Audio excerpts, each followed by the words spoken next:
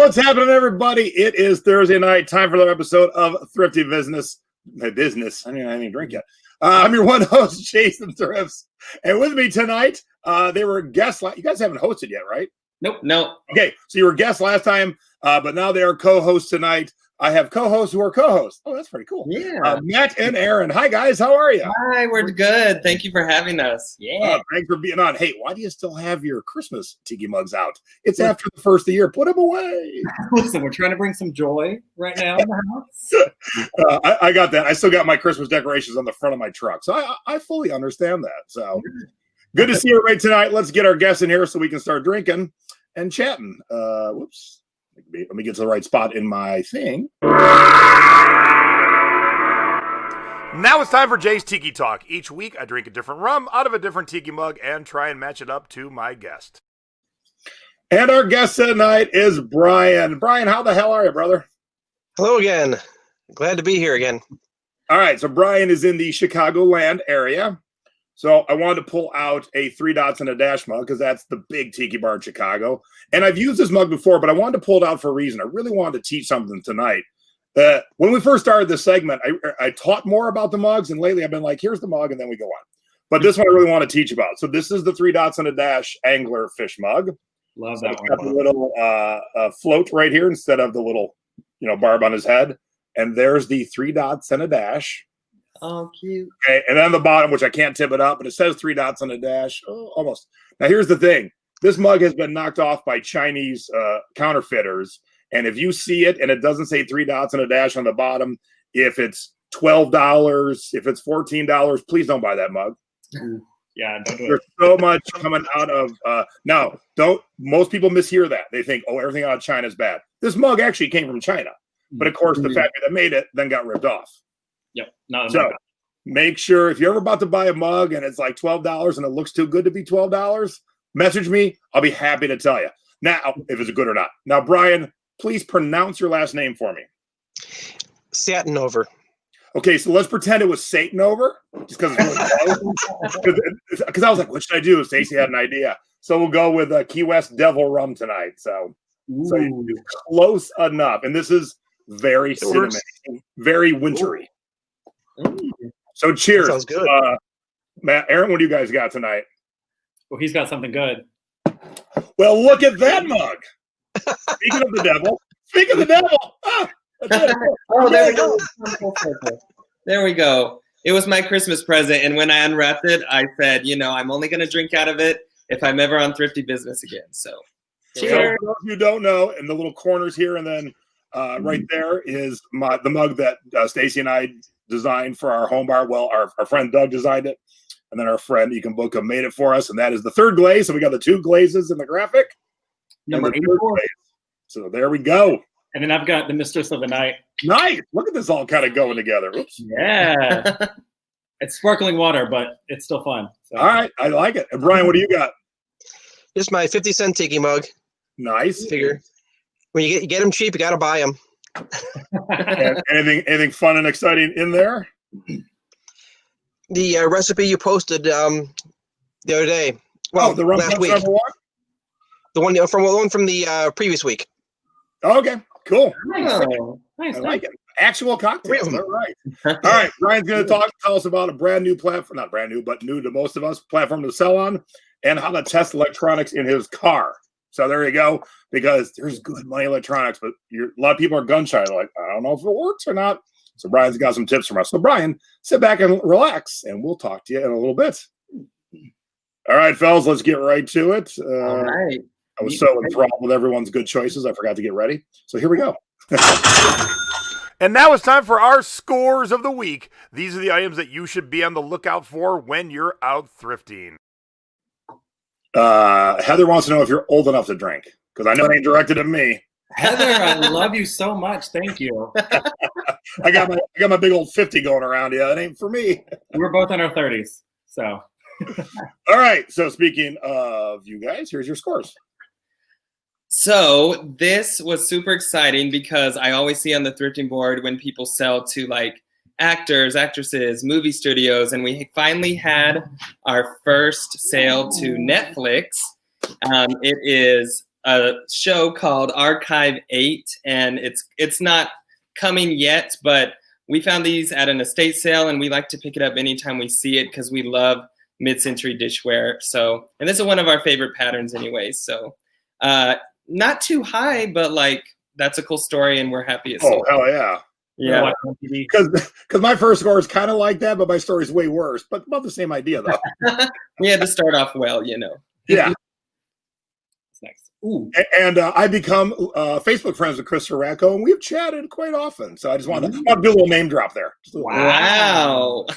Well, now my story isn't as cool. I was just going to say it was at the bottom shelf, like under like a stack of plates. And I'm sure some people don't want to take the time to take like a stack of 30 plates, you know, off to see like what's on the bottom. But I always do. And this kind of just jumped out at me. And it was only like $4 and it sold. And I knew Christopher Radko, so super exciting, you know, and that was like around Thanksgiving or no, maybe Christmas. I don't know.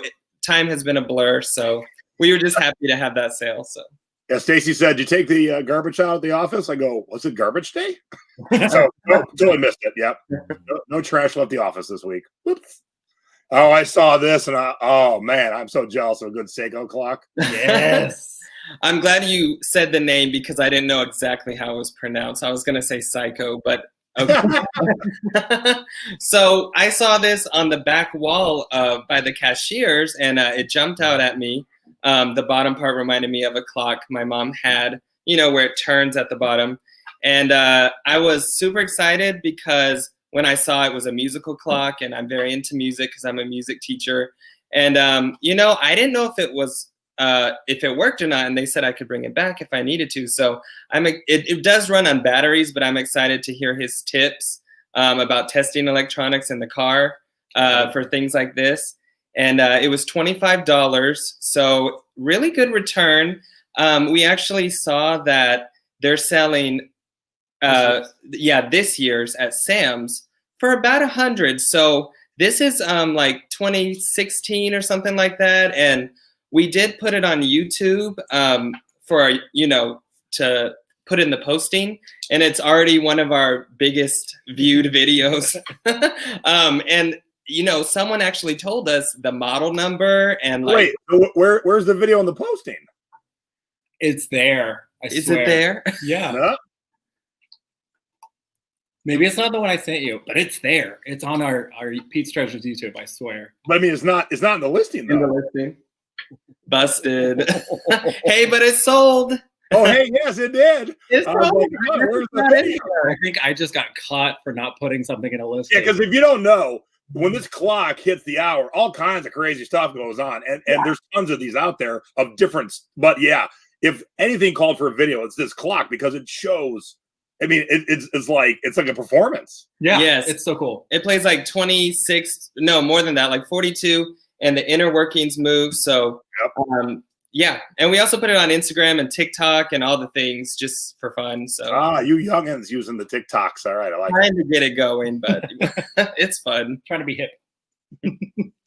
So this I found at it's a place called Garland Road Thrift, local to Dallas, and I just looked it up on eBay right then and there, and I thought we should post it around New Year's just because I think of a champagne toast. And I had noticed it had sold for over $50. So for $7, it was an easy decision. And they paid $20 shipping. So they paid quite a bit for those. And, you know, it could have been their I guess originally it came with the bottle inside. Yeah. So it didn't have the bottle. So it could have been someone's, you know, wedding champagne or something like that. So nice. Yeah.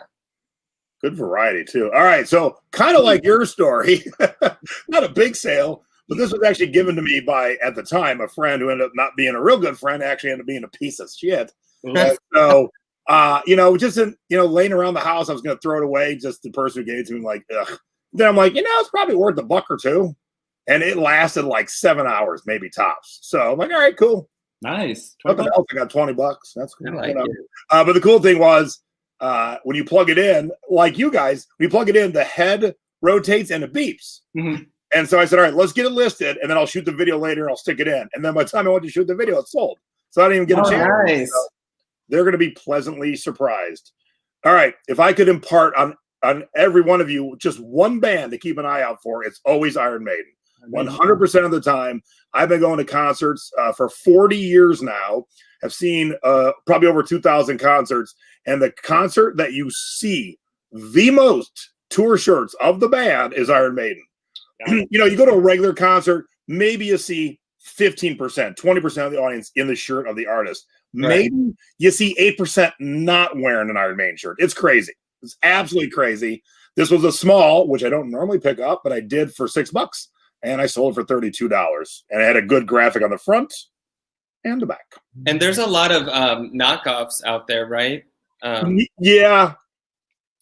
Matter of fact, I was looking at one on Mercari and I go, this is a legit shirt. He goes, yep, never said it was. I'm like, wow, that's ballsy. All right. Funko Pops kind of became the Beanie Babies of nowadays, but there are ones worth a lot of money. Here's a prime example. Now, you're probably never going to find this by looking for it. You just got to be lucky on that day when you're standing at the thrift store and it's sitting in front of you and you scan it and you go, oh, that's a good one. Mm-hmm. Because a lot of times you scan them, they're like $4. Like, all right, yeah. Time. But $48, heck yeah. That's good, yeah. With the movie coming out too soon. And I paid $4 or $5. So yeah, perfect. And then this lasted maybe 4 days at $160. That's so cool. Yeah, so it's a Burton dry ride snowboarding jacket that I picked up for $13.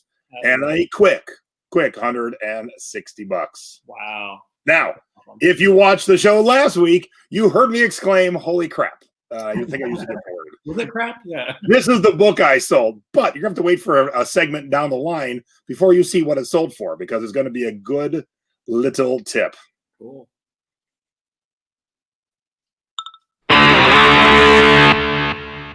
And now it's time for our CD and cassette scores of the week. And as always, we start with flipping cassettes. Oh, these are fun. So I didn't think they were worth much, and they didn't sell high, but the fun thing is somebody bought 2 of our listings, or the same cassette, not the same cassette, different years, at the same time. So it was like a double sale. Oh yeah, there it is. And we're from Dallas, so I thought that was kind of fun. I don't know much about football, but were those the good old years? I'm from Cleveland. I don't give 2 craps about the Cowboys. But it's America's team. I think they were good. But it's great when you have something that kind of goes together. You don't have to sell them together, but a customer like you guys had might buy them together. So that's pretty awesome. Yeah. How about I sold Christmas wrap on what day? Christmas wrap. Yeah, it was like a week after Christmas. So, so here we are 50 weeks before Christmas, and someone said, you know what I need right now? Christmas wrap on cassette, $13, and I think I paid $1 for this one.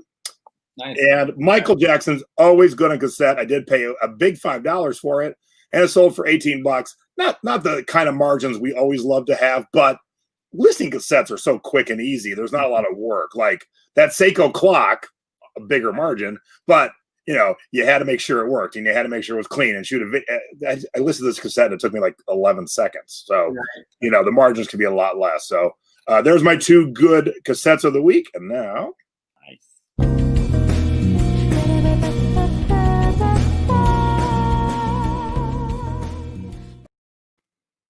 All right. Kalapana is a Hawaiian band, but I'm sure we all can see why people would be attracted to this cover. And that's one of the things I taught in my flippin' vinyl class, all about cheesecake. Cheesecake is scantily clad women, in this case, a barely there thong and nothing else. Yeah. And I'm sure it got bought for the music, but, $20. And I sold mine for the highest, because here's the deal. You can't get more unless you ask for more. Right. If you go look this up later when the show's over, you're going to see everyone else selling theirs for about $13. I asked for 35, took a nice offer of 20. Super duper easy that way. Nice. Wait a minute. That's how you make the cash. Yeah. And now we go from flipping cassettes to flipping CDs. Oops. Or not. I'm busy drinking. All right. You boys familiar with Karen Carpenter? That's way before your time. Yes. The Carpenter. So this is from that big lot I bought, 2,401 CDs, most of them promos. This is a 1-song promo. 1 song. That's it. That's it. Nothing else. And funny, because two of the things I picked out to share tonight, I got the feedback today. Oh my God, I love this CD. Nice. Didn't take you long to listen to it because it's 3.5 minutes long. And done. Yeah, but $25. Now look, I want to point out like a bonus tip. So many groups, Facebook groups, not mine, so many other Facebook groups, when people say, oh, I got offered half of what I was asking, I block them. Look, I was shooting pie in the sky for $50. Mhm. It never came along. Someone said 25. And again, the going rate on this one is 17. So I got 8 above the going rate. But every once in a while, there's that customer who just needs it and they'll pay that 50. Mhm. So that's what you hope for. But when you get the normal-ish offer, you take it. But I wouldn't block that person. They wanted to give me $25 for a 75-cent CD. Yeah, okay. Sure. I'm very excited to take that money. Okay. All right, LA Guns, Hair Metal. This is Ooh, one of their rarer CDs, Man on the Moon. Write that down. It's about $30 pretty much anytime. that's cool cover art too. I like it. And then let's go from LA Guns to Jerry Lewis because there's a good segue. Hey kids, before the Jerky Boys, Jerry Lewis was making phony phone calls. Phone call. Yeah. Yeah, that's cool. I picked this up at Savers for $1 and I sold it on Amazon for $40. Nice. Love that. And last but not least, I wanted to share this Rosemary Clooney because it's on its way to Russia. Ooh. So, Oh. George's aunt transcends languages. So, that's why I always say music is truly the international language because you don't have to understand what they're singing, to enjoy it. I like BTS, and other than Dynamite, I never have a clue what they're singing. Right. Did you say that's George Clooney's aunt? Yes. Oh, okay. Wow. Yeah. If you've never heard the story about how George Clooney got engaged to his now wife, he played one of his aunt's songs that was The Perfect Time. And it's a funny story. So see if you can search that out because it took his wife 20 minutes to say yes. Oh, nice. Got the moves. And is there something I'm forgetting? Hey, wait! Hold up! Don't forget about me! Whoops! Now it's time for Stacy's Budget Bin Scores. All right, Stace found this at Savers and almost didn't scan it. Reba McEntire's Christmas collection. And when she scanned it, I heard her, because she was doing the bottom row, so she was way below me. And I heard her go, get out of here. And I looked down and she held it up. And she goes, I almost didn't scan it. It's worth about $30. So we paid, with a coupon, we paid $1.60 and we sold it for $35. Sweet. Yeah, I totally would have skipped over that because I would have thought Reba's so popular, Yeah, but this is that one that no one ever knew came out, so they really didn't get sold. It's a 2 CD set. But yeah, I admit too, I would have skipped it. I've been like, yeah, Reba's too mainstream. And thank God Stacy's like, I'm going to keep looking at everything. And that's what she does. She's always, she doesn't want to skip nothing. And when she does that, she finds things that I probably would have skipped. So that's my honey. Yay. Yay. Yeah.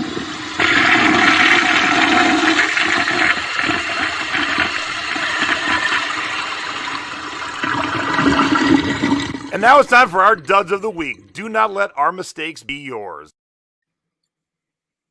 Oh, wait. That's That's not not a a dud.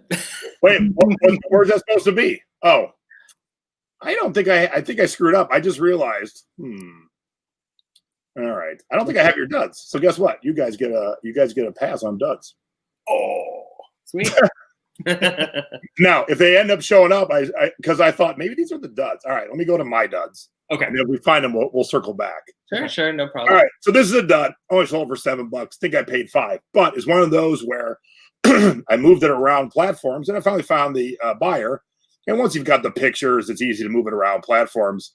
And so I didn't really lose money. I didn't make money. It just kind of broke even. But the fact that I could put the $7 plus the shipping back into my pocket, all right, that's a good pass. And here's my big dud. Oh, those are so small. Well, they're also both left feet. Oh, And 2 different sizes. So I got them out of a box from Goodwill Blue Boxes. And it was like 5 months ago. So the teenager was finally doing shoes. And so she took time to clean them and then went, hey. So she didn't realize until she cleaned them. And by that time, it was way too late to actually call upon Goodwill to fix it. But yeah. So if you happen to have 2 left feet and your foot's a size different, I got walking around in circles with a sore toe. Yeah. So, duds are always things we sell online. Sometimes we buy things and go, whoops, that was a mistake. Kind of like, I don't have your duds ready. I'm the dud. See, there we go. It's okay. Oh, thanks. And now it's time for Where in the World Did Our Stuff Go? If you are not shipping internationally, you are leaving out 7.3 billion with a B potential customers. Yeah, I have no duds. I don't know what the hell happened. I screwed up.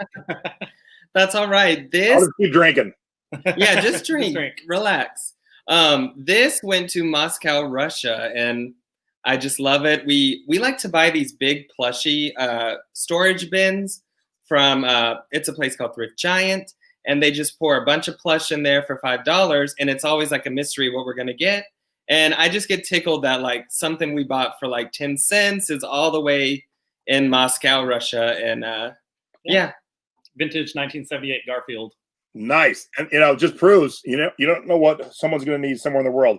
Yeah. Someone asked what size they are. One is a men's 8 and one is a men's 7.5. There you go. All right, mine was funny because my assistant thought this was real polo. This is the U.S. Polo Association, which is all fancy words to make you believe it's polo, but it's really not polo. But I got it in a lot of clothes. So I only paid $6. I did sell it for $35, and it's going to Northwich, right outside, about 186 miles outside of London. And the funny thing was, if you watch my channel, you've seen Car Boot Chris. He's my buddy from England. And his most latest video, he was wearing a U.S. Polo Association sweatshirt. What? So I haven't asked him yet, but I'm like, is that a thing in England? Do you guys like this kind of weird off-brand? Because it was so weird. Of all the clothes he could be wearing after we sent this to England, he was wearing that. I'm like, cool. Now, the good thing is this was new with tags. And so even though it's this crazy off-brand that's meant to trick you thinking it's real polo, man, a new with tags, hoodie for $6. And it was quick. Like, it sold within like 3 days. So Nice. So I wouldn't have picked it up probably by itself, but the fact it came in this lot of clothes I bought online, I'm like, all right, new with tags, that don't bother me. Yeah. So I will keep my eyes open. So Rich wanted to know how you guys knew the year on that plush. It's on the tag. It had the original tag on it, and it's small on the back. Yeah. There you go. There you go. And now it's time for You Have Got to Be Shipping Me. What to do and what not to do when it comes to shipping. Woo. Nope. Is this your shipping tip? I'm a hot mess. Not much shipping tip. I can tell you, I've got props. Ha ha ha. Ha ha. I didn't do any shipping tips for me either. I just realized what a hot mess. What a hot mess. I was going to shoot a video today and then I ran out of time and my wife had to go get a shot and I forgot to. What's your shipping tip? What's going on? Last time we were on the show, we asked for some advice on shipping a wait a minute. Yeah, I got that here. What in the hell is wrong with me today? It's okay. All right. It's like a fun, let's put it together show. Hey, there it is. Yeah. So we asked for tips on sending a snow globe. And you said a pool noodle. And this past year has been the year of the pool noodle for me with shipping. I have turned them into every size and shape for packing. They're amazing. Like they fill up so much space. They're super cheap. If you get them in the off season, they're like 70 to 90 cents each. If you get them in the on season, they're like $1 to $1.25.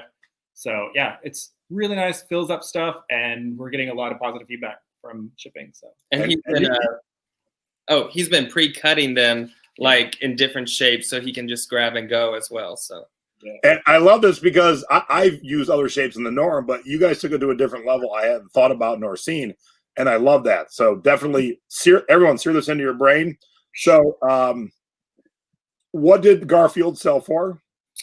He was 40, I believe 48. Yeah, it was good. Really nice, and plus it was international. So when we ended up using Pirate Ship, we made a little money on shipping. So nice. And then Becky said, "Where did you buy that again?" We love buying from Thrift Giant. So like and the cool thing about buying the tubs of plush, just because I think thrift stores get so many, and we get to keep the storage bins afterwards to store inventory. Oh, nice. It's like we pay for the bin, and we get all this free merchandise. So and I'm a teacher, so before COVID, I would give away a lot of plushies to my students, the ones that don't that aren't worth listing. So it was a win-win. There you go. And my mom said Big Daddy would be proud of your package. Oh, Thanks, Peggy. All right, Debbie, as a good producer would do, got me your dud. There it is. Oh, okay. I was afraid I wasn't going to get to talk about Kitty Cucumber. So it came in a box of, vintage ornaments, and, it doesn't sell high. And I listed it as a dud because it took over a year to sell, which is fine because Christmas ornaments are small, but it was a kind of new and it looked never opened, but, we kind of learned the box wasn't that great, but we could have probably looked into it because we got a return because I guess the glue didn't age well, and the top where the hook hangs, just came loose. So we got a return to us, and I don't know, we just kept talking about that Kitty Cucumber, and I think that would make a really good drag queen name. So yeah. And that's what Kitty Cucumber. Yeah. All right, fair enough. So Next on stage, give it up for Kitty Cucumber. Miss Kitty Cucumber. All right, so I blew it on a shipping tip, and I had a good one, but I told my assistant, I said, hey, we got to shoot this video. So from now on, I got to tell her, hey, don't let me leave without shooting a video. That's all right. All right, but we will skip mine because I blew it on that, and we'll go right to.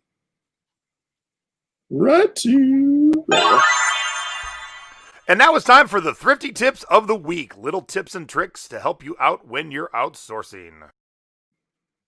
Hey, now it's time for these, right? There it is. Yeah. Oh, thank God. So with COVID going on and everything, we haven't been going to thrift stores nearly as much as we used to. So we've been sourcing a lot at like Kroger and Aldi. And these guys are amazing. After Christmas, they went to like 70% off. We got a ton, like 6 or 7 of these for like $1.29. $1.29 each, and they're flipping right now for $15.27. So that's fun. So source at where you can. There's always something. Squishmallows, these are super popular right now with the kids.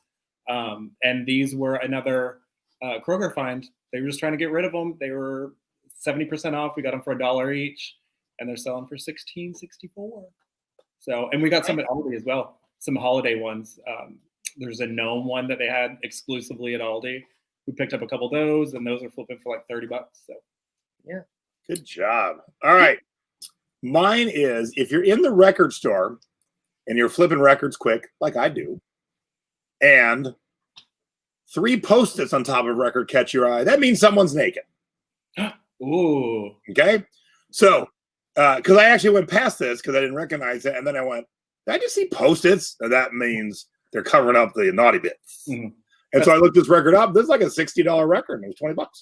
Nice. I would have never done that, actually. In the near future, I'll talk a little bit more about this, but record stores will pretty much sell anything, and some record stores that want to have this family-friendly atmosphere will cover up naughty bits. So if you ever see Post-its in the middle of a record, CD, book, it's probably covering naughty bits. And anytime there's nudity, you always want to look it up because oftentimes that's the stuff that is worth more because things with actual nudity on the cover don't sell like, a Britney Spears CD would sell. So always stop and look at nakedness.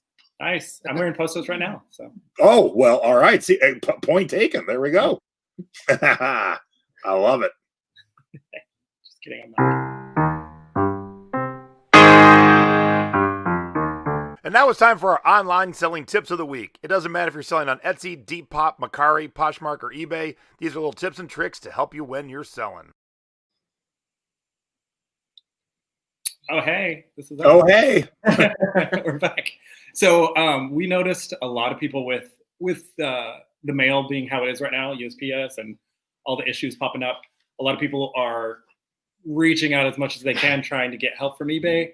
And it's not working on the phones. So our tip is using eBay for Business Facebook page to quickly get things done.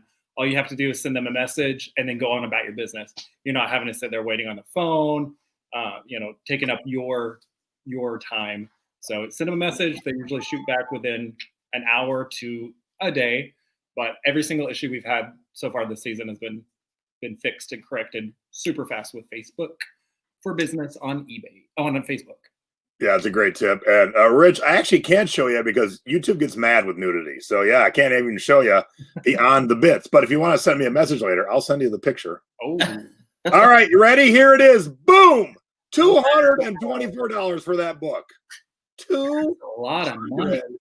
$224. I paid $5. $5. That's good. Okay. Now you might be thinking, why is this in the online selling tips, not in the scores? I'm going to show you in a second.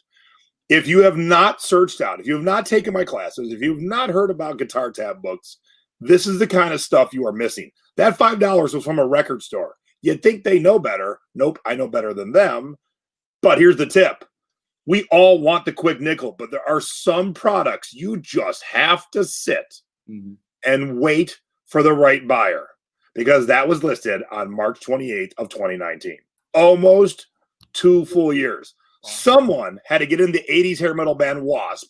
Then they had to get into First Blood, Last Cuts. Then they had to get a guitar, and then they wanted to have to play it, okay? So that took a while in 2021 to find that customer, but turning 5 into 224, I will wait until that customer shows up. I will not discount. I will not be like, I got to get this sold. I got to turn my money. No. If you wait, they will come. Some products, yes, not these kind of books. These books are very specific. You just need that customer who just picked up a guitar and said, I want to learn Wasp. That's awesome. And I'm going to guess you guys have never heard of Wasp. No. I'll look him up. Yeah, the lead singer, his name is Blackie Lawless. He wore a codpiece with a bloody buzzsaw. There you go. I mean, I'm into it already. Let's go. All right, there you go. For all you people who don't know Wasp, you're like, what is Jason into? Because I do like Wasp. All right, and one last thing. And now it's time for Unseasonably Sold. What did you sell out of season? That is our Nightmare Before Christmas trinket tray that we sold, just the other day. It was a retail arbitrage from Hot Topic. They were getting rid of their Halloween stuff and had everything 90% off and buy one, get one. So literally this was like $4 at the most. And flipped it really quick. So nice. It's kind of I don't like Wasp, but I like cod pieces. All right. You, Knick-Knack, Twin Attack. Oh, that's you guys. Oh, shit. That's my twin brother. Oh, I'm like, wait a minute. Who am I looking at? Yeah. Too funny. Now, I had to put this in for a couple of reasons. Oh, she's pretty. Okay. I kind of understand people who buy Christmas music after Christmas. You were at a friend's party. You were on a Christmas Zoom. You heard music you never owned. You're like, oh, I'll go get it ready for next year. This was purchased 2 weeks after Christmas. Who the hell needs an ugly Christmas sweater 2 weeks after Christmas? And the funny thing is, so 2 things also, sold on Bonanza. Yay, other platforms we're about to talk about. And then I couldn't find it. And I go, oh my God, I meant to pull those off. And I was going to sell them locally, like at Buffalo Exchange, trade them in. Mm-hmm. And so I couldn't find it. I'm like, oh my God, I think it's in a bag in a corner of the office. And there it was. So, don't sweat it when you can't find something. Pause, enter, and then think, okay, where is this? But yeah, in the second week of January, someone said, you know what I need right now? This ugly Christmas sweater. She needed a little joy. That's all. We got a That Is Sexy. And God help me, I like that. This one is pretty though. Yeah, the one thing I did like, it has a poinsettia zipper pull, so that's kind of cool. All right. So before we get Brian in here, we do a little housekeeping. So if you want to see the boys more, Pete's Treasures. Now, I can't help but notice your names are Matt and Aaron, and who's Pete? Pete is the dog we're trying to keep tame right now underneath us. Pete is our black lab. He is our mascot and protector of fine treasures, as we call him. He's been with us since the start of it, so we thought he should have his own store. We just manage it. I like it. And I like the check out our store arrow on your graphic. I ain't never done that. I'm stealing that tomorrow. Thank you. I'll do it for you if you need it. I got you. Excellent. And then you sent us this picture. There they are. Pete's on the right. And they're all rescues. We love rescuing animals. And yeah. So there are children. Pete, Henry, and Ben. And they just knocked over a chair because they heard me say their name. And then you guys sent us this cute picture too. That's us. That's us. Just want to show ourselves off a little bit more because we're cute. That's us. All right. I got a YouTube channel. We've got a tutorial coming about these guys too. Oh, nice. All right. So a couple of upcoming shows. Those of you in the Secret Beach, all you brand new Secret Beachers, not fewer long timers. I love you just as much, but we got a lot of newbies and I want to get them all situated. So Saturday, January 16th at 8 o'clock at night, 5 o'clock on the East Coast. We're having a Zoom meet and greet. So cocktail party, meet and greet. I'm going to show you where everything is in the Secret Beach to make your life easy. And then I want to get to know each and every one of you, find out what you want to learn, and go from there. So that is Saturday night. And then, oh my God, Matt and Aaron, my mom finally, after years, is doing her first inventory. And she was like, wait until you see the mountain of stuff that wasn't listed anymore.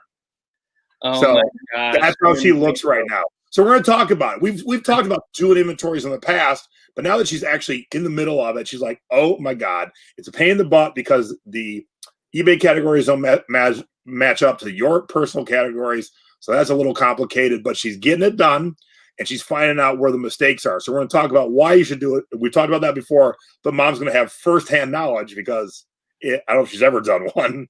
So she's like, ah! So that's on Sunday. That's our Sunday shows are 7 o'clock East Coast, 4 o'clock on the West Coast. And then Kevin is our guest next week. And so I sent Nadine, who does my graphics. She was in the chat earlier. Hi, Nay.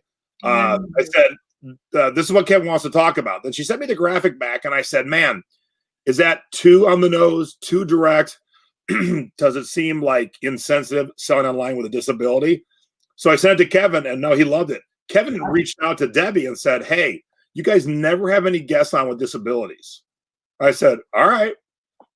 And so Kevin holds down a full-time job and sells online and has cerebral palsy and learning disabilities. Wow. Awesome. And so we're going to, if you're not motivated now, when we talk to Kevin next week, there's no way you can't be motivated. And just that extra awesomeness of anyone reaching out. Like if you got something you want to talk about on the show, hit me or Debbie up. But Kevin's like, hey, man, y'all don't ever talk to people with disabilities. Okay, let's do it. It wasn't like I didn't want to, just right. No one came across my desk. I mean, I talked to Tim Taylor. Tim's in a wheelchair. He's got a broken back. But Kevin wants to let everyone know how to do it. It's awesome. Hell yeah. Hell yeah. All right. Whoops. I jumped ahead. Let's ring our doorbell and get our guest in here, shall we? And now it's time for the Thrifty Business Special Guest of the Week. Yay! At least I got all that right. The doorbell rang. The graphic was ready. Woo! Good job. It's like I've never hosted a show before. Like what? I forgot segments. I'm like, what happened to me? It's fine. I was worried about my honey. That's what it was. Yeah. That's what it is. Hey, Brian. What's happening, Brian? How's your cocktail? Oh, it's good. It's almost empty. Time for the other one. Oh, did you have another one ready? Oh, yeah. Smart man. Now be prepared. You got one, and you got the other. Oh, nice. Even another mug. Yeah, I know. That is awesome. Awesome. All right, so let's start right out. You've been on before, so we don't have to go through all the the background stuff. You're an online seller. You've been selling before online and online for a long time. Like how long because you worked out the back of that record store selling video games and fixing shit, right? Yeah, I was at. I started when I was in college, and then I went to the flea market, and then they moved to another flea market. When that closed, I was in the record store, and that was fun. But from there, yeah, that went. It's been mostly just online from that. And then tonight we're talking. And then tonight we're talking about making sure you're on multiple platforms. And here's the one that most of us didn't know. Matt and Aaron, how many platforms do you guys list on? eBay's our main. Every now and then we'll throw stuff up on OfferUp or Facebook Marketplace. But yeah, right now it's just one. That's it? Wow, we got one goal. Yeah. So we wanted to get the eBay store as strong as we could before we started branching out. So today, I don't know if you guys saw, but I did a little preview of tonight's show. But I sold on 5 platforms, or we shipped on 5 platforms today. We had Discogs, eBay, Amazon, Mercari, and my Facebook shop, which is different than Marketplace, but we'll just call it Facebook. And then last week I had a day where I had 6, and so that should definitely be your goal because we all have our number one. Brian, what's your number one? Oh, it depends.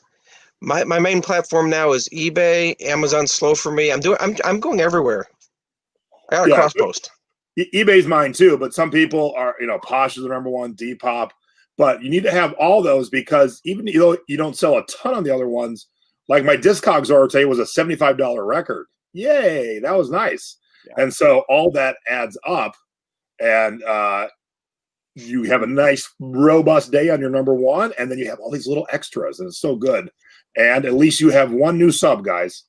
Yay, PG, I don't recognize PG's name, so PG, if you're new, welcome. If you're not new, I apologize. I don't remember a very short PG before, so appreciate it. All right, so tell me.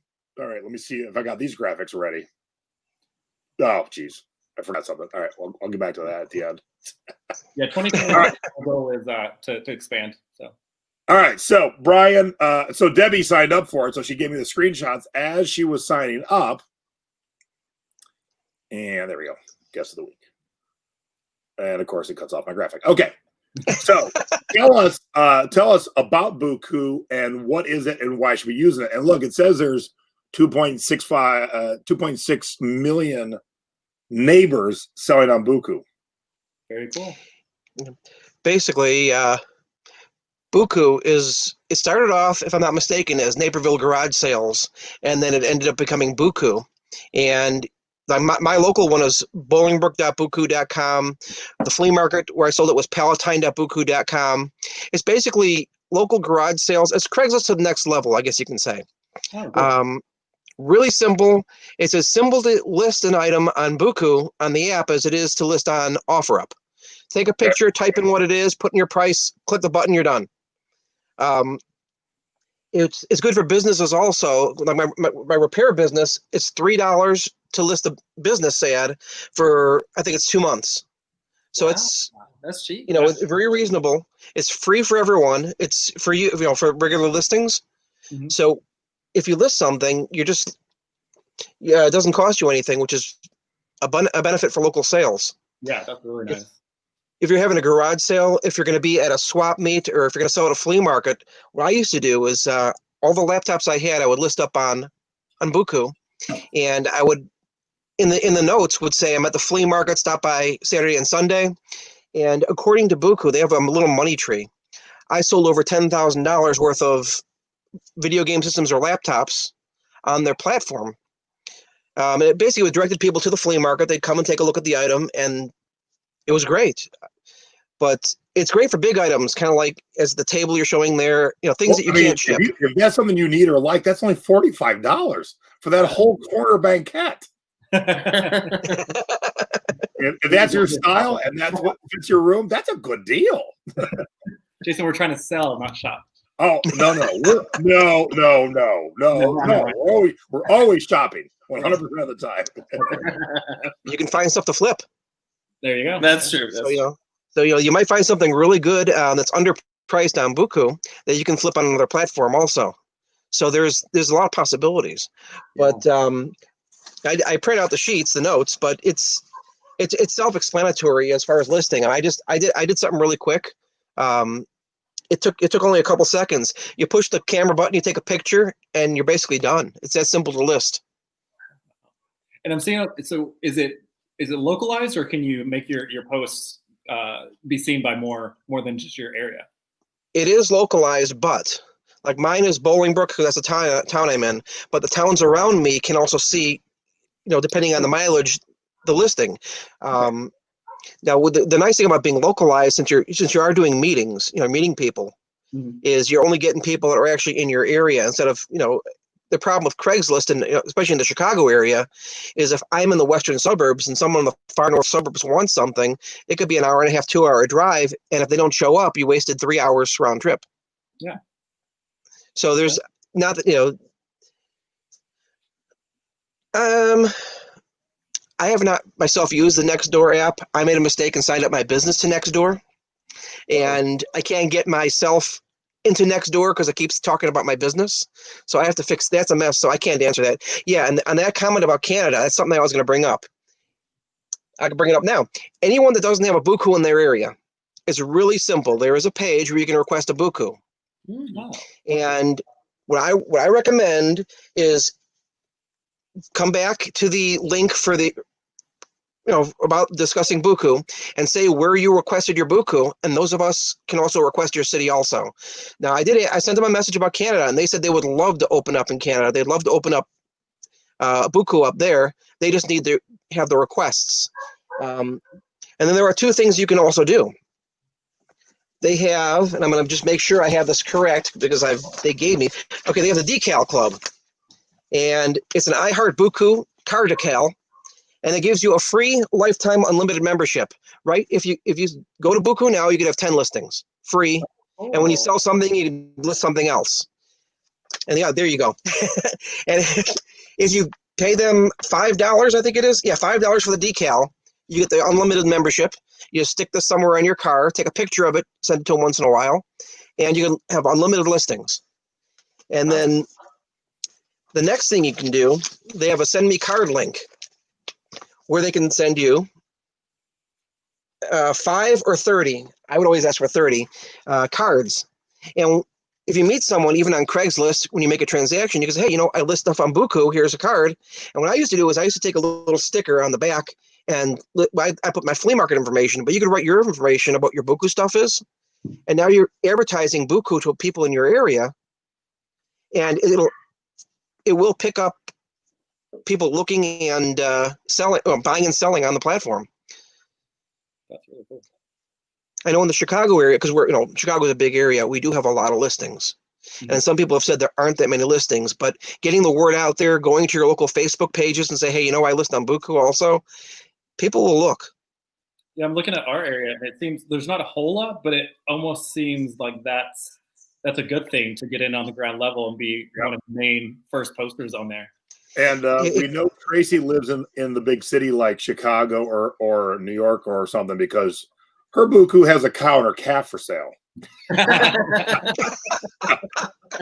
I mean, I love it. Sometimes you need a cow. Yeah, hell yeah. That's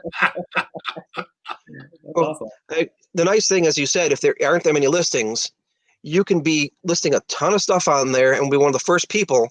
And then when you list elsewhere, like if you want to list on Craigslist, you can say, hey, also check out my Bookoo listings.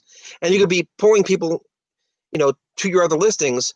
I like Craigslist for what it is, but it's a very basic, it's good for what it is, but it's very basic.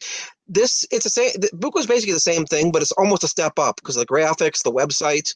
It's just a little more, adding a little retail to the newspaper classifieds of Craigslist. Yeah. All right. So the question for Sigil 100: did you buy the denim jacket on Bookoo last week to keep or to flip?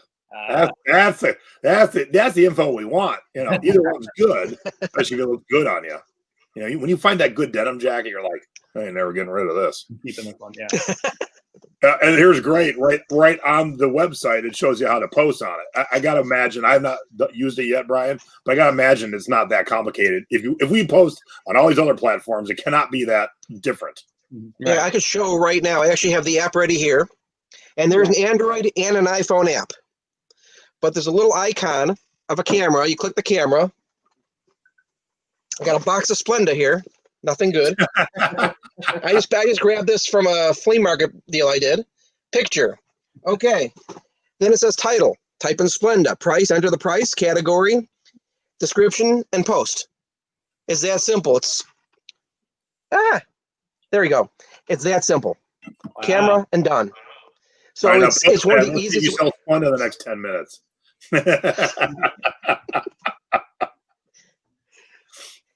Those actually I've listed up on eBay. But it's honestly, it worked great for laptops. I've actually had a couple people. I went back to refresh my post on Friday of my computer repairs, and I already had 3 people message me. Very cool. So people do see and repairs are a lot more difficult because you got to, service industries aren't the same. But people are seeing, they see the post, they message you. The messaging is, the messaging system is very simple. It just, like anything else, you get a bunch of messages, just like any other platform, and you text. Nice. It's really quick. You get emails or the app, and the app is glitchy. It's new. I shouldn't say glitchy, but it's newer. I got the beta version, but it works. But you also get the emails, so there's a backup. You can go to the email system, or you can use the app, and it's just for a free platform. Yeah. I think it's fairly decent. Mhm. And maybe we're all the catalyst to make it bigger and better. You guys are watching, and I'm going to definitely get something on there and see if I can buy something. And we'll get in the thrifting board. And so all of you who are in areas where they don't have anything yet, maybe Thrifty Business and the thrifting board is a catalyst to get more. And so we can all say, we were there when. Yeah. Yes. Pioneer. Yeah, and if for people in Canada or in other areas that don't have a Bookoo, just post in the link. This is the area you requested a Bookoo, and I'll go and I'll request it in your area also. This is Bookoo is just the same as Craigslist. You're doing face to face, so that's the only negative at the present time, is that you're doing local transactions face to face, or in front of a police station, wherever you are comfortable doing local transactions. So you usually cash or PayPal. Venmo. Mm-hmm. Venmo actually is not for goods and services, but it is. There's a snag to it. I sent them a message and I didn't get a good answer. They said it's not for goods and services, and it's in their terms of services, but that's because there is no seller or buyer protection. Mm-hmm. So if the customer doesn't get what they expect, there's no protection, and if the seller doesn't, they're not recommending. But at the same time, they say it's okay. So. Now, has anyone ever had you ship anything from Bookoo? I have never done shipping. I don't think I could be wrong. I haven't seen shipping. It's all local. I've done everything local because most of the time I was trying to get people to come to the flea market. And because the idea is I put up 3 or 4 laptops and I may have a dozen. So even if I didn't sell the one they looked at, they were looking at everything I had for sale, and I would end up getting a customer. And that's how I would advertise the video games that way too. I would do smart marketing. If I was selling a GameCube, I would take a picture of the system in front of all the GameCube games I had. And I would say, this is for the GameCube controller and cables, but you had like 50 games behind you, so people would come in and look at all the games I had. So I was pulling people in, showing that I had a selection of video games. And shipping, I personally have never done shipping. I don't think they do shipping. Okay, that makes sense. I could be wrong. As you said, meet in a safe place, meet in front of a police station. I like meeting in front of the grocery store because we all always need something, And so if they don't happen to show up, I'm like, well, the worst is I'm at the grocery store. There's always people coming in and out. I mean, right in front, like not in the parking lot. I walk right to the front door. I'm just standing there waiting. And so, I've had good luck, but if they don't show up, all right, I got to go pick up ham and some lean pockets and some Diet Coke. I needed them anyway, so it wasn't a wasted trip. So that's how I've always looked at it. Plus, here in Vegas, we're the only ones that can do this. I always take half of what I get and go gamble it. And about a third of the time, I make a lot of money. And 2/3 I don't, but You drive up to Oklahoma and gamble it. Yeah. I would actually meet, because I do a lot of electronics. I would meet at, pre-COVID, I would meet at McDonald's, Dunkin' Donuts, Starbucks, a place that has electrical outlets, so you can sit down. I mean, inside a place, it's a little safe, of course, being inside, but you have outlets there. You can get something to eat or drink, and I've never really had a problem. Most stores are more than happy because you're quiet, you're just conducting something, and you're eating something, so they're fine with it. Yeah, that makes sense. Yeah, no slots in the grocery store. Video poker. Yes, ham and lean pockets. I'm living the life. All right, so I want everyone to look in, see if you have a Bookoo, if not request it, and then we will definitely circle back because we should all try new platforms. Now, Brian is big in electronics, fixing them, flipping them, and when you do electronics, when you're buying them at a flea market, at a thrift store, you got to make sure they work. And so Brian's got some tips and tricks for us to let us know what he does to make sure they work. So the floor is yours, sir. Okay. For the car, I got really lucky, and one thing I recommend is a power inverter. And as you can see, there's a Goodwill sticker on here. It was $15. I found it. It worked. The fan is so-so, but it doesn't matter. It works. I got 2 power switches, so I can test in my car.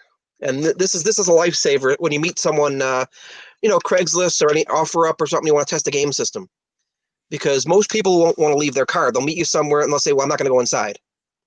Right. So if you have some power source, you want to make sure you have cables. Your standard power cable, or the 2-prong or the 3-prong. So basically your computer type cable, which is what works on my testing TV. This is a cheap $5 LCD. I got a Goodwill, no base. I got one really light. today. Really light. This one actually, unfortunately, someone cut me off, so the screen cracked. I'd rather save my car than the TV. So it works, but it's not the best. I still use this at home. Same thing. It's got the standard power plug. You want to be careful. If you get a testing monitor, don't get the one that has the funky laptop plug, because it's very hard to find those plugs. But the most important thing, if you're going to get a testing TV, you want to look for the AV cables, red, yellow, and white. And possibly, this one's got the funky. It's got video here and audio down here. But you want to make sure you have standard AV for game systems, VCRs, DVD players. You want to have you want to make sure you have the right plugs. You can probably find one with HDMI, but they cost a little bit more. Okay, I was just about to ask that about HDMI. Yeah. And then testing media. Bring your own games, bring your own DVDs. The problem is, if you go to a Goodwill or a thrift store or anywhere and you find a GameCube or something, they might not have games. Right. Or find an Xbox. There are a lot of, because right now a lot of thrift stores, Goodwills in my area are selling things online. So you won't always find systems, but right now even the games are going online. Other thrift stores you can get really lucky, but the problem is some of the games they have are not really worth testing with. You look at the quality; they need to be resurfaced anyways. Music CDs, same thing. If you're going to test a CD player, make sure you have a good CD you're familiar with that's not scratched, because you want to listen to the CD, you want to watch a DVD. Don't have to have the volume up too much, but when you're testing, you want to make sure the video is not choppy, that it's not stuttering, that there's no skipping, because that could be a bad laser or another problem.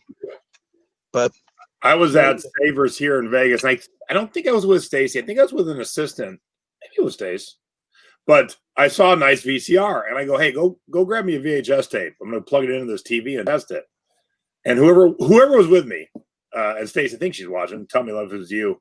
There are no VHS tapes. And I went, "Okay, you're blind. All right, fine. I'll walk over." And I get to the aisle, and I'm like, "There's seriously not." I grab an employee I knew. I go, "Where's the VHS tapes?" "Oh, we discontinued carrying them yesterday." I'm like, "Just yesterday?" Yesterday. So that's why Brian is saying bring one of each with you, because if you end up in a thrift store that doesn't have a GameCube game and you're looking at a GameCube, you're going to have that GameCube game with you. Yeah, I can say from experience, that's how I learned also. Especially VCRs. I've been convincing a lot of the Goodwill stores to put cassettes and VHS back in the stores, because they sell them 50 cents to $1, so to them it's not worth much. But I said, trust me, they'll sell at the price you're asking for it. You put the cassettes out, they'll flip easily. Even if I don't want them, someone else will. And they started putting them out, and they're going. They're not sticking around. I had a laugh earlier today. I was at one of the Goodwills, and they actually put the RCA video discs out. Not laser discs, but those plastic encased. Oh, I mean, yeah. And they actually had 2 Elvis ones. I thought, should I get them to see if 2 collectible? I know they're worthless. I know. No, step away, Brian. No, I know. Ironically, those were never worth anything ever. They were so horrible. When I was a kid, my dad actually bought the family the RCA video disc player as a holiday, as a gift, and my mom made him return it. So I think she had the common sense on that one. Yeah. Because of obviously. But it was just odd seeing, like, seriously, I was flipping through the titles, and I'm like, these are all good movies. Nothing to play them on, but they're all good movies. They actually, whoever donated them had good taste in movies. Now, some of us luck out. I don't know if anyone in the chat has the same option as me, but I already have an outlet in my truck. I've already got the power inverter built in. Nice. So, yes, because Kevin in the chat said he's always had one, so his wife could be online when he's driving. And, yeah. I lucked out when I bought my truck and I already had it there. And I'm like, yeah, when Stacy's driving, I'm plugged in and I'm just working away. I'm using the Wi-Fi off my phone for my laptop, and yeah, it's great to be able to work while you're driving around doing stuff. All right, so of all the times you've tried out electronics, how often do they not work? Honestly, including going to pawn shops and testing things out. So I do a pawn shop run to buy. I used to do. I mean, they don't get stuff in anymore, but 50% of the time, even buying from people locally. Wow. Matter of fact, I met someone a half an hour from me at a McDonald's once to buy an original Xbox system. I set up on the table, TV, I was all ready for him. The kid came in, hooked it up, didn't play any games. So he took the system, walked, dropped it in the garbage, and left. I just looked at the employees. I'm like, "Can I take that?" And they're sure. The case was perfect. It was, in the case I was able to reuse because it was no scratch. It was perfect, but just didn't read discs. He just dropped it right in the garbage. Like, did you not know it worked? But it's typically a lot of times what I've noticed, and I hate to say it, but people will want to meet you untested because they know there's an issue. Not everybody. No, don't worry, not everybody. It's not a big number, but since I meet a lot of people because I was flipping so many game consoles. There was one time I shipped over 20 Xboxes and 15 PS2s in one day. Wow. So, you when you sell that many systems, you're going to find good and bad. Right. But you also have to make sure your discs are good because that's one thing. I mean, granted, Jason and I have disc resurfacers. You have to make sure your discs are not scratched because I've noticed I did have a disc that was causing the problems. I've got several testing games that I've over the years I've learned which one's the best to test with. Even with CDs, make sure your discs aren't scratched because you might pass on something and it's actually your CD, DVD, or game that's causing the problem. I've had customers return CDs that said it didn't work on their player. And over these 21 years of selling online, I can tell when a customer is pulling my leg and BS and when a customer truly had a problem. And I've had times where it just wouldn't work and it played fine on mine, but something was happening at their end. So it wasn't the disc, but things falter. And people don't realize that their product faltered. They think the insert faltered. So, Ruth, if you have a VCR that is worth $50 or $100 with a remote, go on eBay, go on Mercari, go on all these platforms, and you can usually pick the remotes up for like $10, $12. And so I would pause, spend the $10 to get the remote, and then sell it for $100. But you can still sell them without because people have children, and the children's job is to go over and push the fast forward button. I remember when I was a grandkid, right before my grandparents, I spent the weekends at my grandparents' house before they got the Zenith with the big clicker, change the channel. It was my job to go up there and change the channel. So yeah. I'm very old. Brian knows that. You guys don't know that. I'm older. You do not understand you had to turn the freaking dial in your hand. Yeah, the dial. Yeah. I actually just did that though. I actually had picked up was it a DVD VCR combo, and it does sell $20-$30 or so. It doesn't sell, but I got it for $5. I figured, okay, let me learn how to flip them. It worked fine. Then I went onto eBay, found the remote was only $10. Now I can sell it for $80. It went from a $20 or $30 unit to almost $80 just by having a $10 remote. So yeah, definitely. And sometimes you're gonna find that remote is hard to get. Well, don't worry about it. Let them buy a universal remote. If you could flip it, at the right price. So Matt and Aaron, have you guys done VCR, CD players, all that kind of stuff, or is that not in your wheelhouse? Well, I've been looking at them at estate sales. We haven't been going to many lately, but every time I try to get one, he's like, no. They scare me just because it's so far out of our wheelhouse. But and I get that. And that's one of the things that I was hoping for tonight's show is that, when you're at that next garage sale where it's a $5 VCR, get it. Get your feet wet. You don't have to start with, the top of the line. There are VCRs that will sell upwards of $1,000. They're really high-end, crazy ones. But you're not always going to find those. But if you get look, my mom and dad buy all those 13-inch TV VCRs. They're worth a lot of money. Mm-hmm. And you guys have mastered the art of the pool noodle. So that part's going to be easy. But you got to test it, make sure it works. I've got the Cars, the Pixar movie DVD TV. And the DVD worked for about 13 seconds and stopped working. Oh, no. And I'm like, rap. It was worth a lot of money. Now I've got to pause and go fix it. So speaking of that, we have some questions. Speaking of that perfect segue. Joel said, "Do you buy electronics that don't work to sell for parts?" I myself don't. I maybe if it was a video game system like that Xbox, if the case was good, or if you go to a thrift store and sometimes they'll take a gamble. They put a GameCube out with 3 controllers and a bunch of stuff for $15. I'll take a gamble because if the system doesn't work, the controller sells for over 15 anyways. Or maybe I can use the parts itself. Somebody can use the plastic of the controller because I've got GameCube controllers that look like a dog chewed on it. So I could take I have the tri-wing screwdriver. I'll just take the controller apart and use the plastic. So sometimes you can salvage the parts or the cables, but I myself don't because I'm not the best at that yet. Yeah. So Matt and Aaron, are you guys gamers at all? Have you been gamers when you were kids or adults? Oh, yeah, for sure. Yeah, I'm a gamer, kind of. Okay, so that's where I would start if you've not done yet. So if you know at least the systems a little bit, the controllers, find any way you can get into electronics because there's good money to be had. Yeah, for sure. I think part of the thing is like the size that those things take up, and like we're already limited on space, so it's kind of intimidating to open that Pandora's box of stuff. But it's exciting. Yeah, we'll definitely. So Craig said, if you plug in a game console or DVD at the thrift store and it turns on, does that mean it's a must buy? No. That's how Half Price Books test their game systems. If the light turns on, it's good. And I have proved them. Know if you're trading in. Yeah, they've actually told me at 3 other stores, the way they test systems, they plug it in. If the light turns on, it works. And I once I bought a PS2 for a PlayStation 2 Slim, and I went back to the store, and the guy was just getting off his lunch saying, I just tested that. I said, well, I'm just returning it. It's not reading games. He just started laughing and walked to the room. They, not everybody tests. They test the expensive stuff because, you have to be very careful. Electronics, the lights turn on just means the light turns on. You need to be, I have to test with the discs because a lot of times the laser might not read.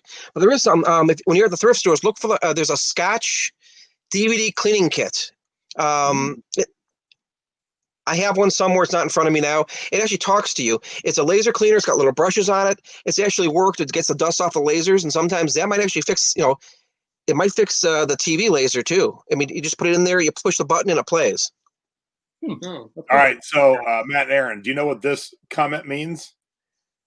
Okay. CAL NTCA CCAM. No, I don't. All right. So because you guys are younger.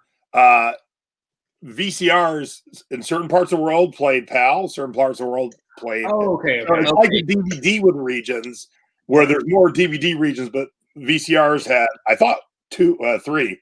So, Joel, that's a good VCR. I'm going to guess if you're not keeping it, that's worth some money that it plays all of those. Yeah. I remember those VCR like quick rewind things. You know what I mean? Yes. Like when do those sell well? Because I haven't seen them in a long time. Yeah. Okay. Depending on the model, those can sell really well because people still do a lot of VCR tapes, VHS tapes. Mm-hmm. I bought a VHS rewinder just to think, you stick it in, close the lid. A lot of them look like cars on Thrift Hunters, and so they filmed me buying it, and then they stopped filming, and the camera guy goes, "The hell are you buying that for?" I go, "Oh, that'll sell." He goes, "That will not sell." So then they would leave, and we would start listing names, and they come back and film us. It was the first thing that sold that episode. I go, I told you. That's why I'm on camera and you're behind the camera. Right. So what Kevin says, what do you do with a component when it doesn't work? If you say you get it home and it seemed like it worked, and then you're like, That actually does happen with electronics. I mean, electronics can falter, and it's happened to me with game systems. Usually what I'll do is I'll put them aside because usually when I get them, I need them, and I'll find when to get it out. But what I'll do is I'll go back to it, look at it, and clean it, and see if I can fix it. Sometimes it's simple. Sometimes, like a Wii system, believe it or not, the biggest problem with the Nintendo Wii is because the way it is, it's mostly for kids. Mm-hmm. People put coins in it. Like the kids throw a coin in it. So I've opened them up to the laser, and there's a quarter or a nickel inside, and now it plays games. So I actually had one where someone shoved 3 CDs in it. So I took it apart. There were 3 discs stuck inside the system. And one of them was scratched. I could resurface it. But it played after I took the discs out. But someone just jammed a disc. What? No, it's a self-loading mechanism. You don't have to force it in. Oh gosh. But I guess they were upset with it. And DVD VCR combos are worth getting if you can find. If you're going to get into something, if you can find a good DVD VCR combo, some of those are worth a lot of money. Same with Laserdisc players, because people do like Laserdiscs. But there's one called the Laser Active, which is a game system. It has a module in the front for either TurboGrafx, Sega Genesis, which is a module I have, and karaoke, and I think it's another module. But it's a very valuable system. You're talking $500, $600, $700. Each module is $200 to $300. And I actually have a couple of Laser Active games, but they're just the 12-inch Laserdisc video game. So it's that you can find those. They're available. So when I was when Stacey and I first got married, I was working at a record store in our town, and the record store was across the street from basically low-income housing. And so we traded in, and we took all forms of music and game systems and VCRs, DVD players, and some didn't come in the best of condition. Like the one time I was getting, I think it was a PlayStation, and I went to push the button to open the top, and it was just like dripping with something. With something. And it was sticky. And I looked at the guy, I go, what in the actual hell am I touching? He goes, oh, yeah, sorry about that. I had my pancakes on top of that for breakfast this morning. No way. I'm like, go away. Take it out of here. God.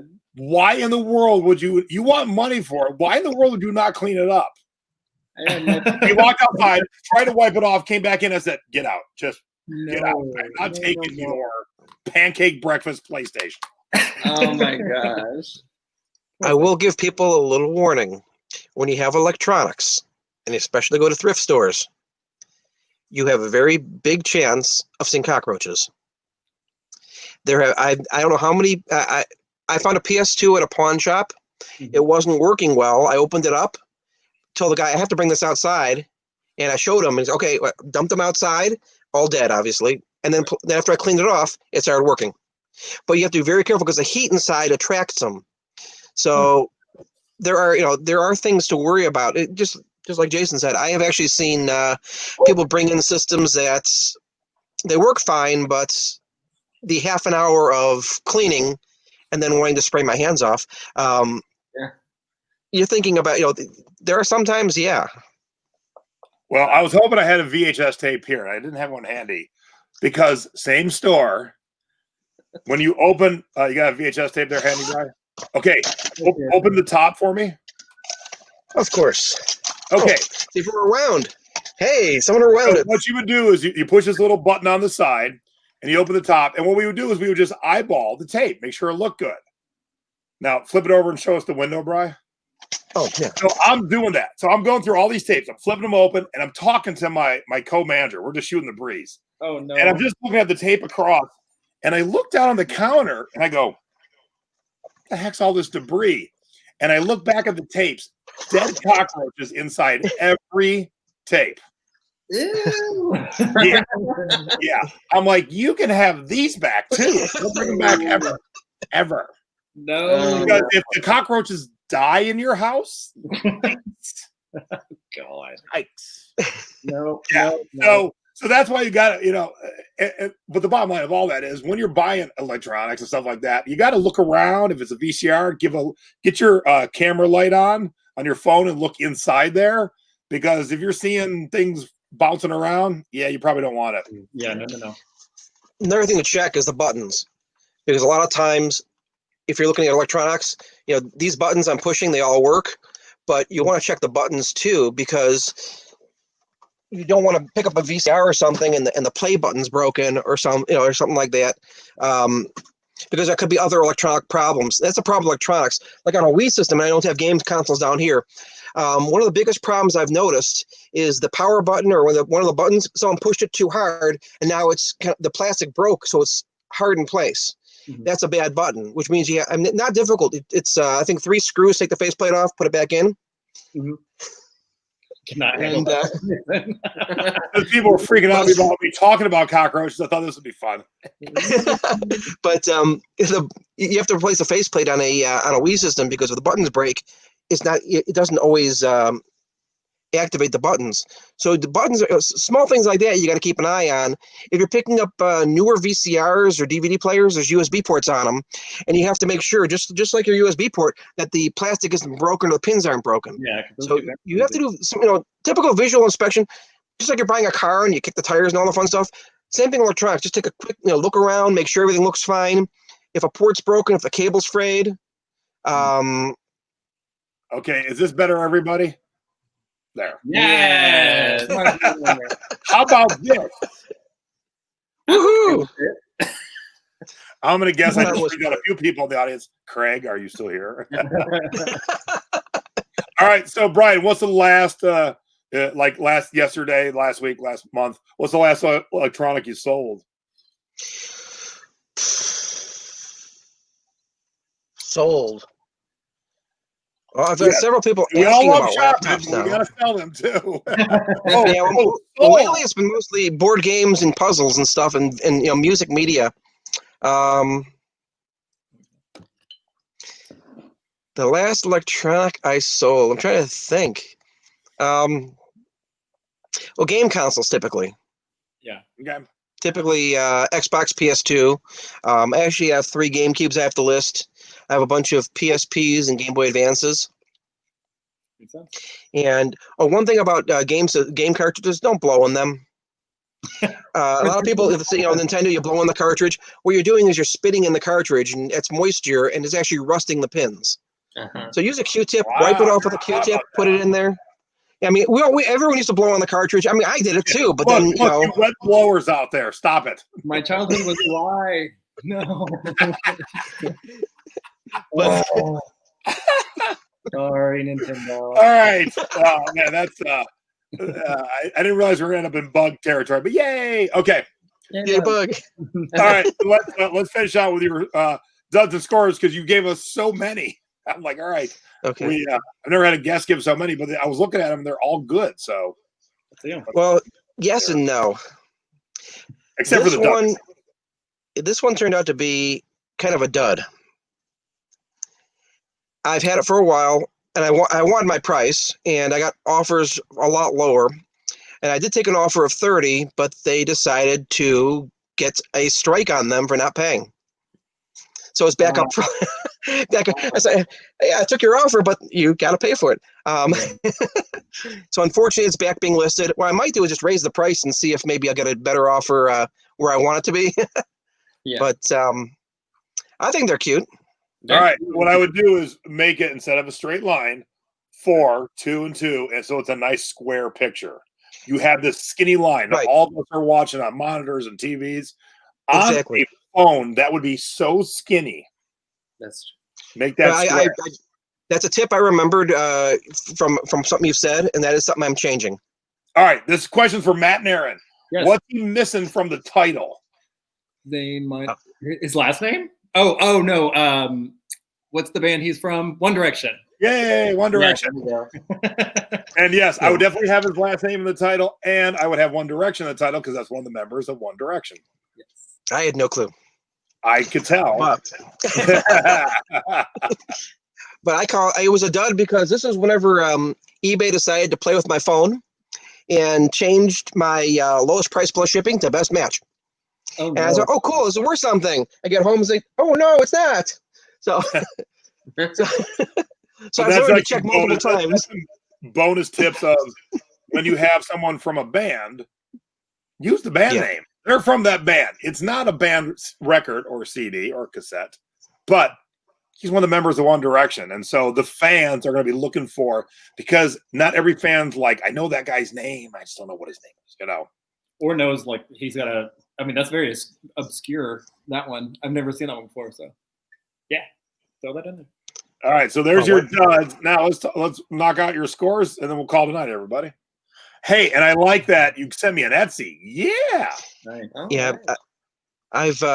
I'm listing my latch hook, needlepoint, and cross stitch, all that stuff on Etsy. Just thinking to start on Etsy, and it's I'm having some good. So I think of my third Etsy sale, like one every month. So I'm starting to get there. I'm starting to learn the platform. Nice. And we can't see what this sold for. What it sell for, Brian? Oh, I think $15. All right. Very good. Yeah. 15. I think it cost me $1.99, $2.99. This was. I saw this at Goodwill, and people were grabbing it and throwing it back in the tote. It's like people look it up and throw it back. They're look it up. I scanned it and I said, "It'll sell," and it cost me less than $5, new sealed. Nice. And now, what section of the thrift store was this in? It was actually they bring out a cart. It was in the cart. It was in the cart they brought out. It was just sitting in the cart.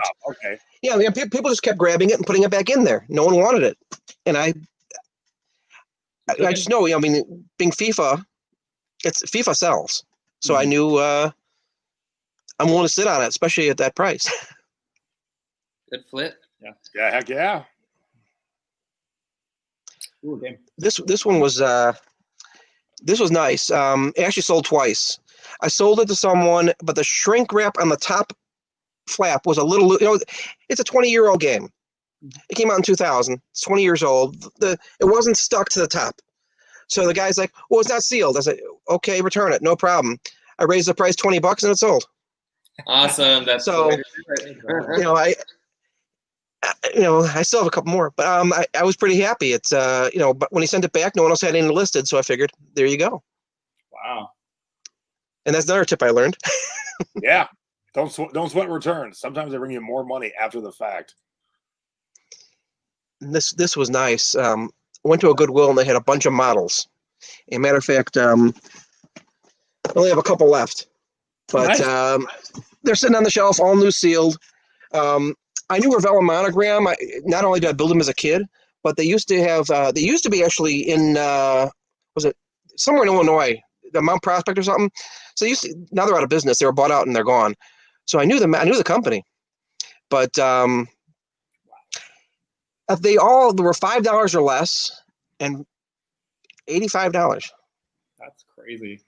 I was more than happy with that. More than happy. Commenting that you're almost at 9,000 feedback. Woohoo! Nice. Wow. Hey, 2 dogs. Yeah, my goal is 10,000. It's not easy. And then you quit. Yeah, I just want to get that new star. But I'm enjoying the feedback comments that when someone says fast shipping, arrived quick, great condition.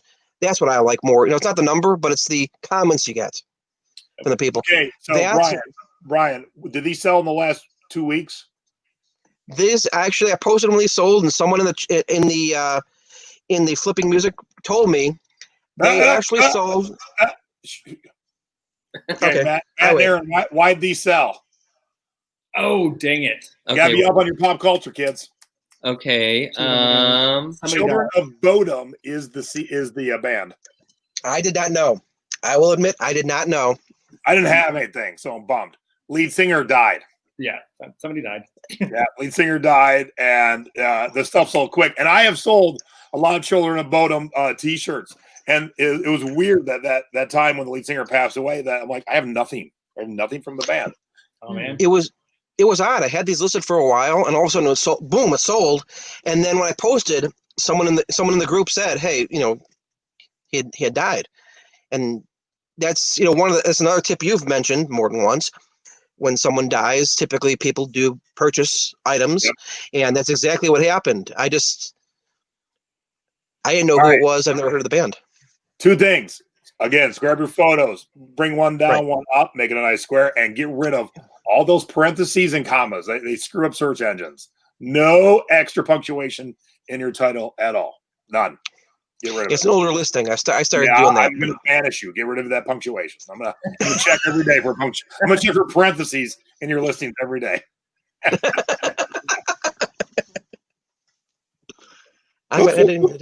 Oops. What in the what? What is this? That TurboGrafx 16. What it is more parentheses and commas is what it is. It's rare game. It's my last alert it's my last copy of Last Alert, And the case, I took pictures. It is in bad condition. Shrink wrap's tearing on the top. It's not in good condition. I included a new jewel case because I'm sure the jewel case got cracks in it. Yeah. But I have a couple of rare games like that are left. I have Jackie Chan Action Kung Fu actually in front of me. And I have one other game that's really rare. I forgot which one it was. Andre Ponza Kickboxing. Left for TurboGrafx, new and sealed. This went. Did this one go international? No, this one didn't go international. A lot of them are going international, but this is my last copy of that game. So I got lucky they went for that. No one but me and Brian have heard of. It was, it's not your Ataris, it's not your N64s, it's not your Nintendos. Right. TurboGrafx was a blip in time. Bonk's Adventure. It was the birth of Bomberman. Anything that's a blip in time, that's when at this later stage you get crazy money, because in that blip in time it didn't sell well. So the games didn't sell well. So the platform didn't sell well. But dang, 30 years later, people are like, oh, I need Last Alert. Shit, Brian's got a sealed one? All right, I'm in for $300. There's always somebody that's looking for it and love that console. And look at that on Macari. Let me get rid of the thing. So and back to TurboGrafx. Woohoo! Yes. Interesting. This is another TurboGrafx game. I think I have about 10 different titles, but it is a popular system, of course, for the collectors. This one's in better condition. The boxes are better. So a lot of people who are buying the ones that are in better condition are obviously keeping them sealed for their shelves. That is actually something, it's a good tip. If you find a sealed video game, if it is in good condition, take the best pictures you can, because the collectors will keep them sealed on their shelves. Oh yeah. Some will pay a lot just to have that box sealed. I picked up a Nintendo, was it Adventures of Link, or one of the 8-bit Nintendo games, new sealed at Goodwill for $5. And I forgot, it sold for over $500, something like that. It was new sealed. Man. And I'm sure the person who bought it is not going to open it.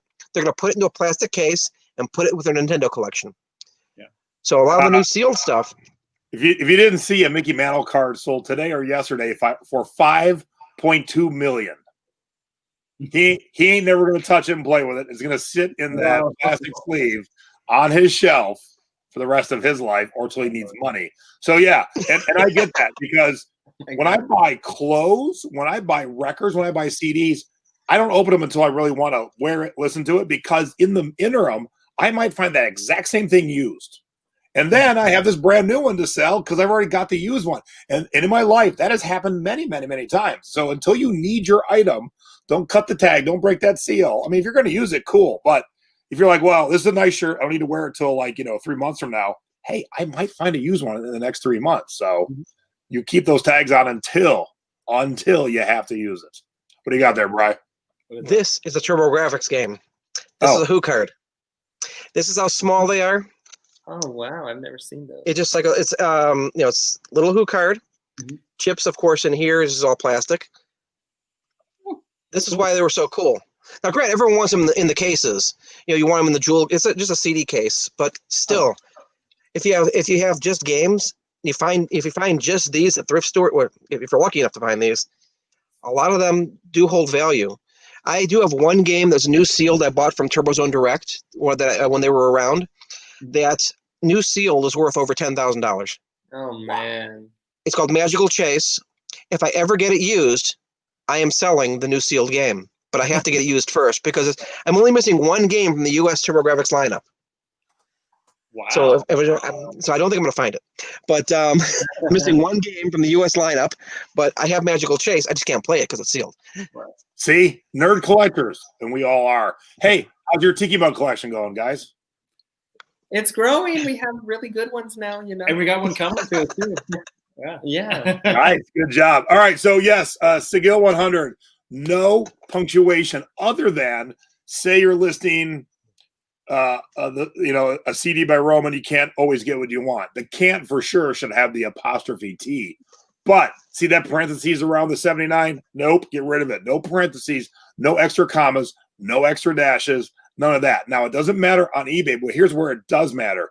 search engines, because punctuation tells search engines to stop this, do that, do that. And so when you have them in your listing, you could, in effect, be stopping people from actually getting to your listing. So you don't ever want to do anything. And it's all behind the scenes stuff. It's not stuff you'd ever notice. And you might not notice you're not getting the customers because you wouldn't see it. But yeah, unless it's apostrophe, that has to be in there, because I don't want you to spell can't, C-A-N-T. Yes, you have to have the apostrophe T. But no, Brian, no parentheses. Get rid of those. Those are the worst. Those are the worst. No parentheses. Get rid of them. Punctuation is part of the code. It tells things to do something. Yep. See, Angelique knows. She's a nerd like me. Love you, Angelique. I have a question. Yeah. Because I've been scanning, CDs, or a few months ago I did. And have you ever found like an independent computer game where there's like no copies anywhere that was maybe made by like a group of college students or like an independent company and you can't find it? So it's like, it's either really, really rare or it's something nobody wants, or like a senior project. You know what I'm talking about? Because I scanned one of those and I kind of deep dived and I think I found out it was like some startup company or something. I guess I would need the example, but do independent video games, I guess, or computer games sell well? They could. It depends on the platform. Yeah. Okay. I mean, actually, like TurboGrafx is a huge community where they're still making games. There's the people making games, TurboGrafx, people making Dreamcast games. System's gone and dead by all rights, but people are still making games. There are people, kind of like The Sims was actually, wasn't it by, was it Maxis? And then EA bought them. So it's like you may have a game that was released by the original company, and then some big company swallowed that game up and renamed it or rebranded it. So there are collectors that would like, I mean, if it's a good game, or if the artwork and all that or whatever, you may have something decent. Mm-hmm. But it's all individual basis. Yeah, and if you ever watch those shows, the toys that made us, the movies that made us on Netflix, especially the toy stuff, it gets into, hey, this is rare because of, and usually it's what makes it rare is like, yeah. But the collector nerds of us, like, I need that because like that video game could be things that people are like, yeah, we've never seen that, and I just got to put it on my shelf. Mm-hmm. I just got to put it on my shelf. I'll probably never play it, but I got to put it on my shelf. Sorry. Go ahead. I was saying Nintendo put out some religious games that never sold well, and I was trying to find one real quick, and I can't. But they're crazy money. I think the original Nintendo had some religious games. Wow. And they the were Bible like, games? Yeah, and they were a different color cartridge. Because I only saw them ever once come into the store. My buddy was informing me. And so a lot of times with these kind of things, it's the things that didn't sell well that now, 30 years later, people want. They want it. That Mickey Mantle, there wasn't a lot of them in circulation. Obviously, it sold for $5.2 million. And so if you have the means and you are a collector, you're going to go get it no matter what. All right. That was one hell of a jam-packed show. Brian, thank you as always. You always have ton of knowledge. And you'd mentioned doing a Secret Beach thing, and I want to talk to you tomorrow about that. So I like that idea. Oh, no problem. Matt and Aaron, I should probably have headed your channel back up. Pete's Treasures YouTube. There you go. Debbie's good. Oh, Debbie's so good. Thanks, Debbie. So what exactly is on your channel? Do what? What kind of videos are on your channel? We do a lot of haul videos and then how-to videos on packing and vlogs, shop-alongs, kind of mixed mesh. But I love showing thrift hauls and what's been selling on our eBay store. So awesome. All right, everybody. Thank you much for tuning in tonight. Go out there, find a piece of electronics. You two guys, Matt and Aaron. Yeah. And once it's one of those things where when you break the seal, then you're going to keep doing it. Like when you go pee and you're like, oh crap, I got to go pee again and again and again and again. Once you've got that first good taste of, I bought this VCR for $5, it sold for $200. Like the one I showed a couple of weeks ago, I paid $50 and sold for $400. Wow. Yeah. And so, man, you get one of those under your belt, and then you're like, all right, I need more. And then it becomes a drug. a good drug, a drug that makes you money. Yes. Not bad drugs. All right, everybody. Secret Beach members, I'll see you Saturday night for the meet and greet for you newbies. Brian, you're one of them. And then Mom and I will be back to see Mom's pile. She told me right before we went live, she goes, the amount of stuff, because she's never done an inventory, the amount of stuff that was on that she thought was for sale that isn't. Oh my. Oh my. We'll be talking about that. So thank you, everyone. You have a good night, and we'll see you around the Thrifting Board of the Secret Beach and back here on my YouTube channel. Thank you, Matt. Thank you, Aaron, and thank you, Brian. Thanks for having us. Bye. Bye, everybody. Appreciate it.